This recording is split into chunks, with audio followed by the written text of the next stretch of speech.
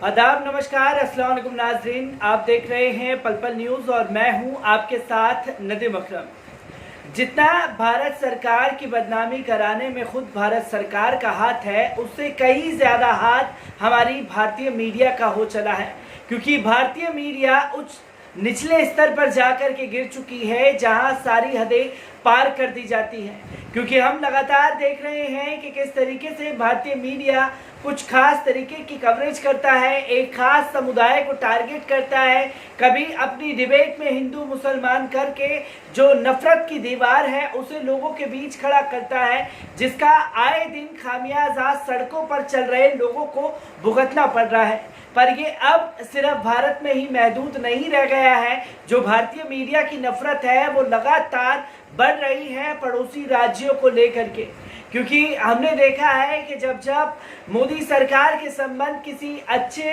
देश से होते हैं तो तारीफों के पुल बांध दिए जाते हैं और उस देश की तारीफ इस तरीके से की जाती है कि अगर मोदी जी नहीं होते तो उस देश से कभी संबंध अच्छे हो ही नहीं सकते थे। पर अब लगातार ये तस्वीरें देखने को मिल रही है, कभी चीन आंखें दिखा रहा है, कभी नेपाल आंखें दिखा रहा है, तो कभी उनकी नीतियों के खिलाफ जम करके हल्ला बोला जा रहा है। पर इस पर भारतीय मीडिया खामोश है, क्योंकि भारतीय मीडिया का दिवालिया निकल चुका है। जो खबर इस वक्त नेपाल से सामने आ रही है, क्योंकि जिस तरीके की नफरत नेपाल को लेकर के लगातार भारतीय मीडिया उगल रहा है और नेपाल को लेकर के जो जहर उगला जा रहा है उससे नेपाल की सरकार काफ़ी नाराज़ नज़र आ रही है। क्योंकि ये देखने को मिला है कि भारतीय मीडिया जिस तरीके से नेपाल के प्रधानमंत्री जेपी ओली को लेकर के तमाम उलझुलूल बातें चलाता हुआ नज़र आ रहा है, उससे नेपाल की जो संसद है वो सक्रिय हो चुकी है और उसने एक बड़ा कदम उठा लिया है।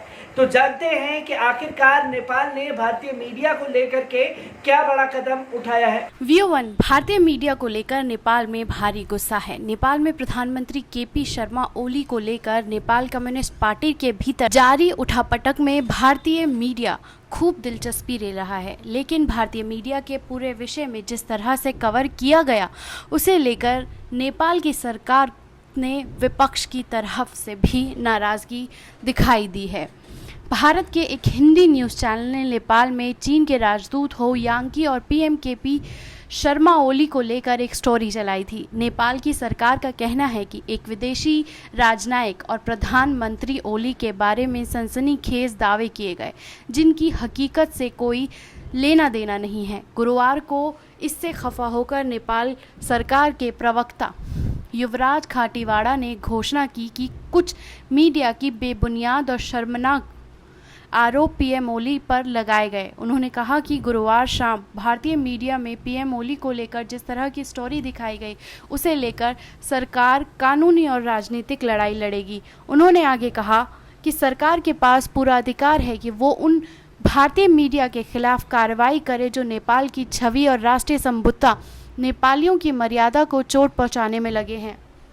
हमने ऐसे प्रसारण को रोकने के लिए कहा है।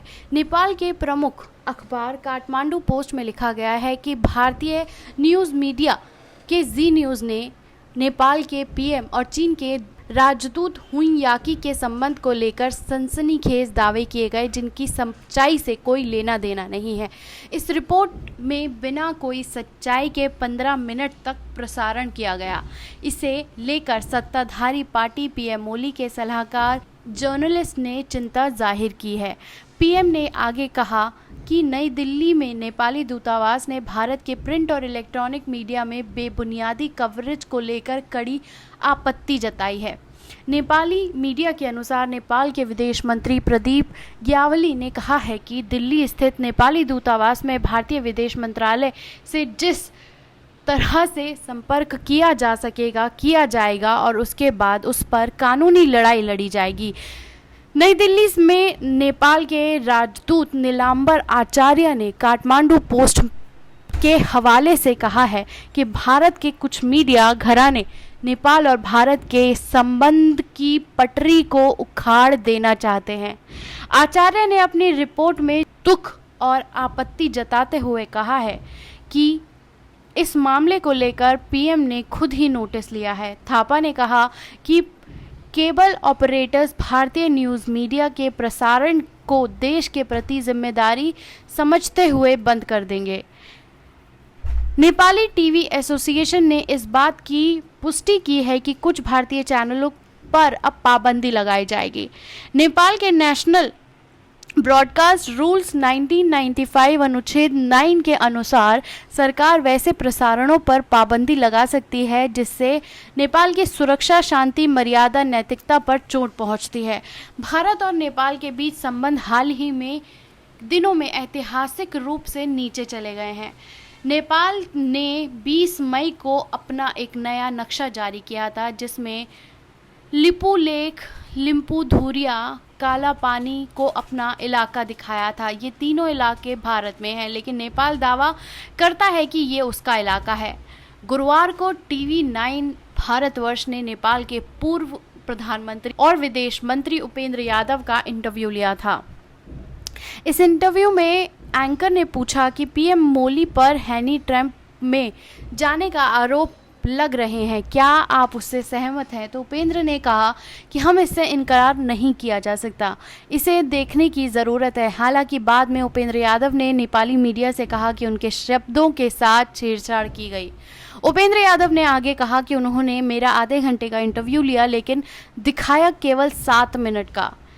उन्होंने सिलेक्टिव तरीके से उसे दिखाया। मैंने हनी ट्रैप की कोई बात नहीं की। बिना किसी जांच के हम ऐसी किसी भी बात को किस तरह से कर सकते हैं? नेपाल की घरेलू और राजनीति में चीन की राजदूत अपनी दिलचस्पी क्यों ले रहे हैं? नेपाल में बुधवार को चीनी राजदूत के खिलाफ दूतावास के सामने भी विरोध हुआ था। चीनी दूतावास हाओयाकी के नेपाल के पूर्व प्रधानमंत्री प्रचंड पीए ओली और पीएम कम्युनिस्ट पार्टी के सीनियर नेता माधव कुमार नेपाल और झालानाग खानल की साथ बैठक हुई थी। भारतीय मीडिया ने इन मुलाकातों को खूब तवज्जो दी और कहा कि नेपाल की राजनीति में चीनी दखल बढ़ाता जा रहा है। चीन के दूतावास संकट के घिरे ओली को बचाने की कोशिश कर रहे हैं। इससे पहले ओली पर यह भी आरोप लग चुके हैं कि कई बार नई दिल्ली और नेपाल स्थित भारतीय दूतावासों ने पीएम के पद से हटाने की साजिश भी की जा रही है। पूरे मामले पर काठमांडू पोस्ट में कड़ी टिप्पणी में लिखा गया है कि नेपाल ने जब से अपना राजनीतिक नक्शा अपडेट किया है तब से भारतीय मीडिया में प्रधानमंत्री ओली और चीन के संबंधों को लेकर नई नई कहानियां गढ़ी जा रही हैं। हर दिन भारतीय मीडिया नया नया प्रोपेगेंडा सामने लाता है। दिल्ली और मुंबई में बैठे पत्रकार हर दिन ओली के इस्तीफे की तारीख और समय बताते हैं। कुछ समय से ये लग रहा है कि कुछ लोग तो इस्तीफे की मांग करने भी लगे हैं। ओली भारतीय मीडिया की टीआरपी बटोरने का जरिया बन चुके हैं। नेपाल के लेखक कन्नड़ मणि दीक्षित ने पूरे विवाद पर ट्वीट करते हुए लिखा कि भारत के कुछ मीडिया घराने डिप्लोमेसी की पटरी से उतर चुके हैं और मन गढ़ंत कहानियां चलाते रहते हैं।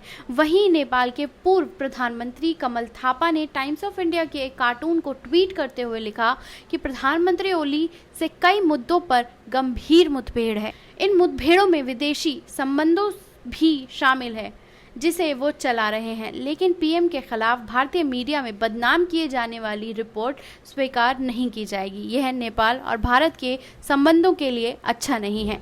ब्यूरो रिपोर्ट, पल पल न्यूज। तो दोस्तों, आपने देखा कि नेपाल के सांसद जो हैं उन्होंने एक मीटिंग रखी जिसमें प्रधानमंत्री जेपी ओली भी शामिल थे और ये साफ तौर पर बात की गई कि भारतीय मीडिया जिस तरीके से नेपाल को लेकर के खबरें चला रहा है, नेपाल के प्रधानमंत्री की छवि को देश भर में, दुनिया भर में धूमिल करने पर लगा हुआ है, उससे वो लोग नाराज हैं। तो तमाम सांसदों ने भारतीय मीडिया को नेपाल में बैन करने की मांग उठा दी है, जिससे भारतीय मीडिया को एक बड़ा नुकसान होता हुआ साफ तौर पर नजर आ रहा है, जिसके संबंध जो हैं नेपाल से जो बनते संबंध अब भारतीय मीडिया की वजह से और बिगड़ते हुए नजर आ रहे हैं।